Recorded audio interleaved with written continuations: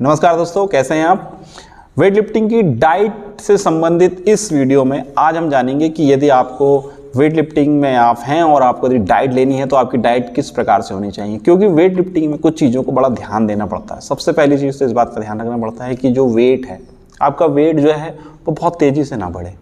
आपकी बॉडी में फैट जो है वो रहना बहुत ज़रूरी होता है, क्योंकि फ़ैट ही आपके जॉइंट सपोर्ट से लेके आपकी मसल्स को जो बनाने के निर्माण में और ताकत के लिए भी बहुत इंपॉर्टेंट होता है। इसलिए हम फैट को भी इसको पूरी तरह से अवॉइड नहीं कर सकते। मसल्स की मजबूती बहुत इंपॉर्टेंट होती है। आपको वजन उठाने के लिए आपकी मसल्स का मजबूत होना ज़रूरी है, नई मसल्स का निर्माण होना बहुत ज़रूरी है, इसलिए प्रोटीन भी बहुत ज़रूरी होता है। तो क्या है ये डाइट में ये जो चीज़ें हैं, इसे हमें कितनी मात्रा में शामिल करना चाहिए और इसके क्या क्या सोर्सेस हैं, आज हम इस वीडियो में इसको जान लेते हैं।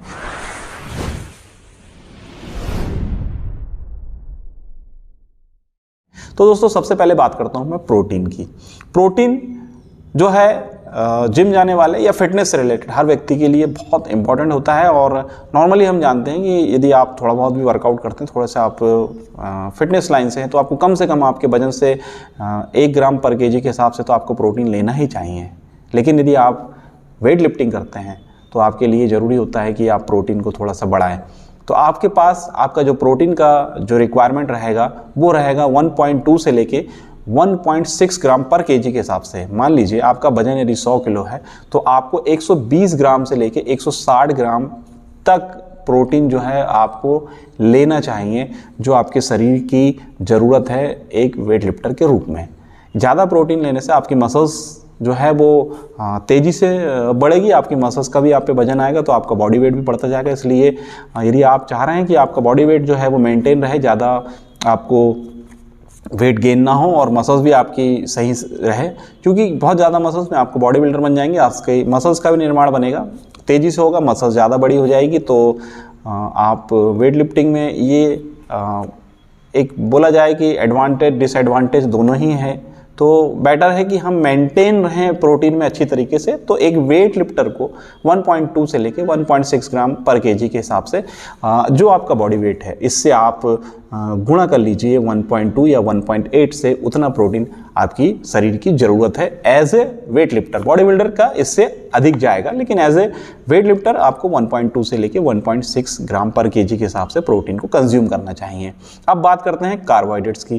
कार्बोहाइड्रेट्स जो कि हमारी बॉडी का फ्यूल होता है, हमें एनर्जी प्रोवाइड करता है। हम जो वर्कआउट करते हैं इसमें उठाने के लिए जो हमें ताकत लगती है, इसके लिए हमें जो एनर्जी की ज़रूरत पड़ती है, कैलोरीज की ज़रूरत पड़ती है, ये सारी चीज़ें जो हैं हमारे बॉडी का फ्यूल हमारा कार्बोहाइड्रेट्स हमें देता है। कार्बोहाइड्रेट्स एक वेट लिफ्टर को इस बात का विशेष ध्यान देना पड़ता है कि यदि आप बहुत ज़्यादा मात्रा में कार्बोहाइड्रेट्स लेंगे तो आपका बॉडी में फैट बढ़ेगा या आपके बॉडी में ज़्यादा ग्लूकोज स्टोर होगा, वो फैट के रूप में स्टोर होगा। तो आपको जो आपका जो कार्बोहाइड्रेट्स है वो एक मेंटेन होना चाहिए। तो जिसके लिए 4 से 6 ग्राम पर केजी के हिसाब से आपका जितना वजन है, सपोज आप यदि 50 किलो के हैं तो आपको 200 ग्राम से लेके 300 ग्राम के करीब आपका कार्बोहाइड्रेट्स आपकी बॉडी पर जाना चाहिए। ये इंपॉर्टेंट होता है फ्यूल के लिए। आप बहुत ज़्यादा कार्बोहाइड्रेट्स को लो नहीं कर सकते, क्योंकि यदि आपकी बॉडी में एनर्जी नहीं होगी तो आप वेट को लिफ्ट नहीं कर सकते। इसलिए जिस प्रकार से बॉडी बिल्डिंग में डाइट चलती है कि वो लो कार्ब और हाई प्रोटीन को लेते हैं, वेट लिफ्टिंग में ऐसा नहीं है। इसमें कुछ चीज़ों को मेंटेन करना पड़ता है, लेकिन कितने ग्राम ये आज हम हमारे वीडियो में जान रहे हैं। तो 4 से लेकर 6 ग्राम पर केजी के हिसाब से आपको आपकी बॉडी का जो वेट है उसके अकॉर्डिंग आपको उसे लेना चाहिए। तो ये रहा कार्बोहाइड्रेट्स और प्रोटीन। अब हम बात करते हैं फैट की। फैट बहुत इंपॉर्टेंट चीज़ है। नॉर्मली लोग इसको अवॉइड करते हैं, उन्हें ऐसा लगता है कि फ़ैट को अवॉइड कर दिया जाए, लेकिन ऐसा नहीं होता है। मसल्स को मेटाबॉलाइज करने के लिए, आपके प्रोटीन को भी मेटाबॉलाइज करने के लिए फैट जो है वो बहुत इंपॉर्टेंट होती है। आपके टेस्टोस्टेरोन के लिए भी फैट जो है वो बहुत इंपॉर्टेंट होता है। जॉइंट सपोर्ट से लेके हर एक चीज़ में फैट आपकी बॉडी में होना बहुत ज़रूरी होता है। इसलिए जब भी आप ये कर रहे हो, वेट लिफ्टिंग कर रहे हो, तो आपकी डाइट में फ़ैट को अवॉइड ना करें, इसे ज़रूर ऐड कीजिए, क्योंकि जॉइंट बहुत ज़्यादा यूज़ होते हैं वेट लिफ्टिंग में। तो आपको आपके बॉडी वेट से लगभग 0.8 से लेके 1.2, जी हाँ, इतना आप ले सकते हैं फैट।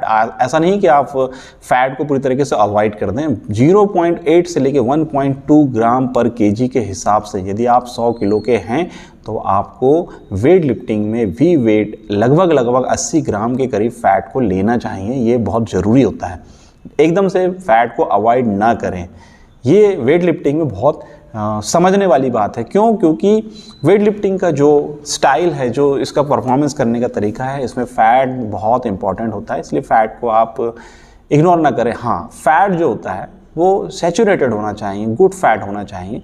जैसे कि हमें जो फ़ैट है वो ड्राई फ्रूट्स वगैरह से मिलते हैं, आप ऑलिव ऑयल यूज़ कर सकते हैं।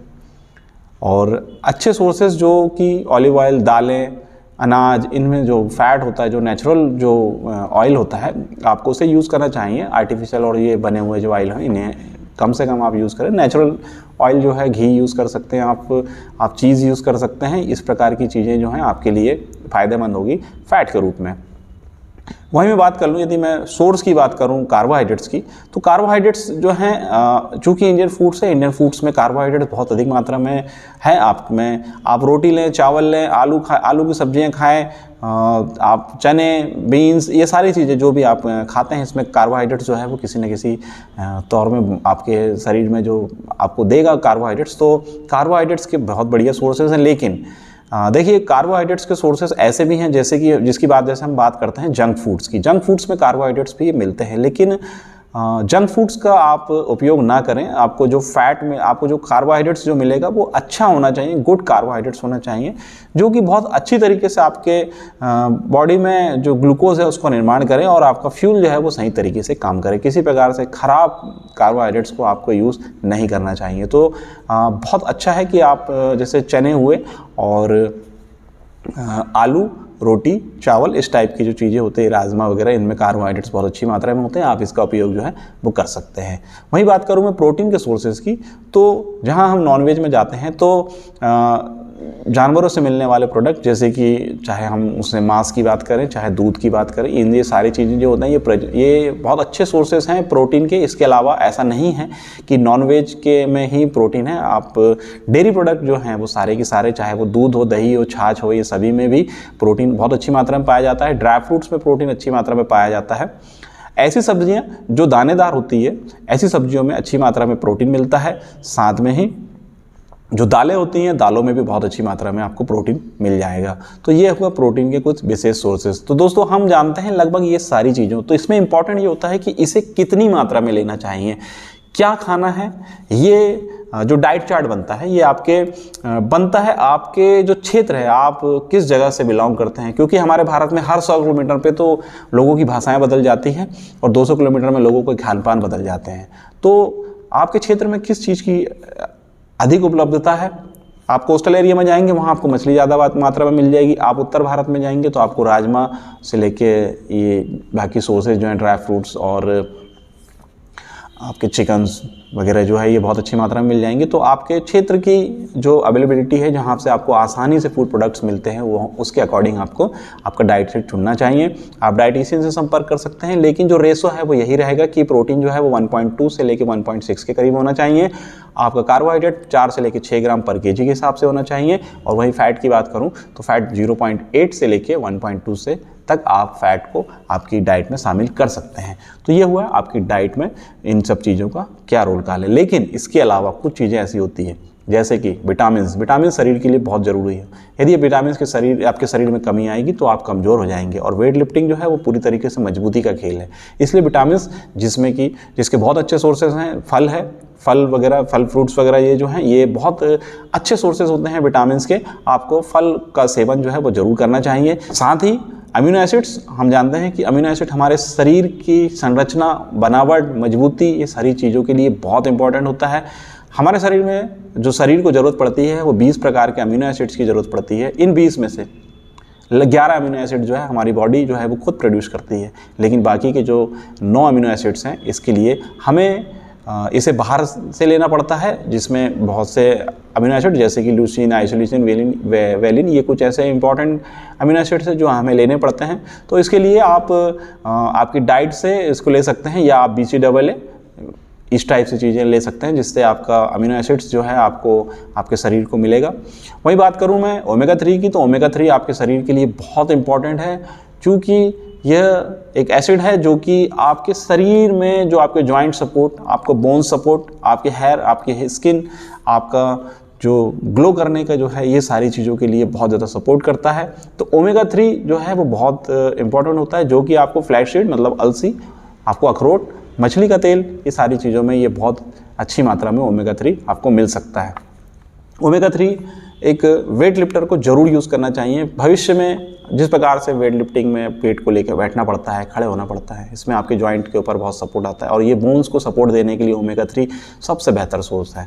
इसलिए ज़रूर ध्यान दीजिए, ओमेगा 3 आपको ज़रूर लेना चाहिए। विटामिन की कमी आपकी बॉडी पर नहीं होना चाहिए। यदि आप फल फ्रूट खाते हैं तो बहुत अच्छा है, नहीं होता तो आपको मल्टीविटामिन भी यूज़ करना चाहिए। रही बात वेजिटेरियन लोगों की, यदि आपको प्रोटीन की कमी पड़ती है और आपके डाइट से यदि कैलोरीज ज़्यादा बढ़ जाती है तो आप चाहें तो आप वे प्रोटीन वगैरह को यूज़ कर सकते हैं, जो कि आइसोलेट फॉर्म में होना चाहिए। एक बार में बहुत सारा नहीं खाना है, थोड़ा थोड़ा खाना है।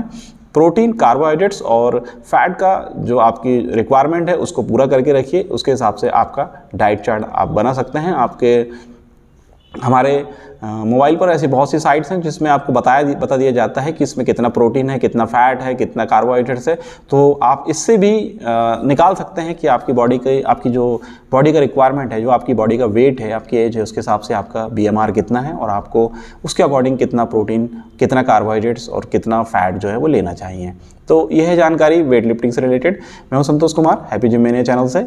आपको यदि मेरी जानकारी अच्छी लगती हो तो ज़रूर मेरे चैनल को लाइक कीजिएगा और सब्सक्राइब कीजिएगा। धन्यवाद।